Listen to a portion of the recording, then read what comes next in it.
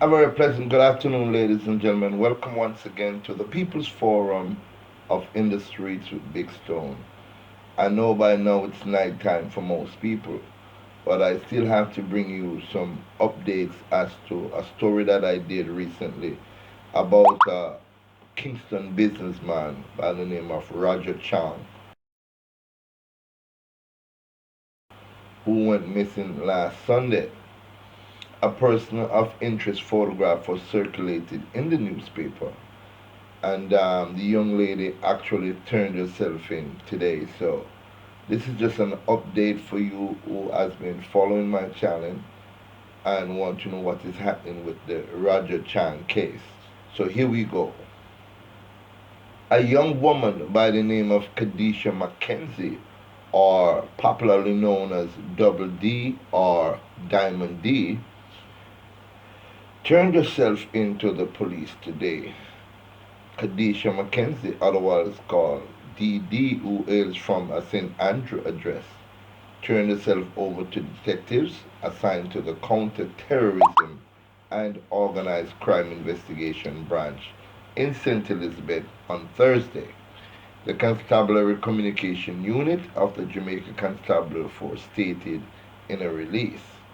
Chang, who was 62 years old, was reported missing by relatives on Sunday, March 15th, and his body subsequently found later that day. A picture of the woman was circulated to the media at press briefing in Kingston on Wednesday. Police said the woman was one of two persons of interest already identified. Chang's body was found with multiple stab wounds in Windsor Castle at the border of St. Mary and Portland after he was reported missing the day before.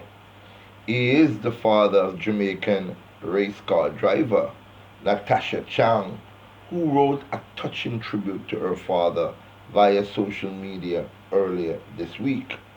For all who knew him, my father Roger was a gentle soul with not a single bad bone in his body.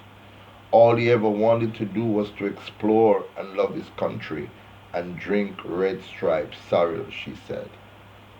Our condolences to the family, and of course, ladies and gentlemen, we have to be careful when we ponder these neighborhoods, these streets these days, because we don't know what might be out there lurking for us. We have to be careful with people who we associate ourselves with. Not just the fact that the coronavirus is out there, but we still have people who appears to be your friend with evil intentions. So one could never be too comfortable with someone, even though you might know that person for quite some time. But you just never know what that individual might be thinking.